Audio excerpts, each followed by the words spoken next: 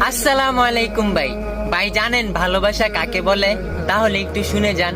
একদিন ফাতেমা রাদিয়াল্লাহু তাআলা আনহা কোরআন পড়তেছিল, তখন আলী রাদিয়াল্লাহু তাআলা আনহু পাশে ছিল।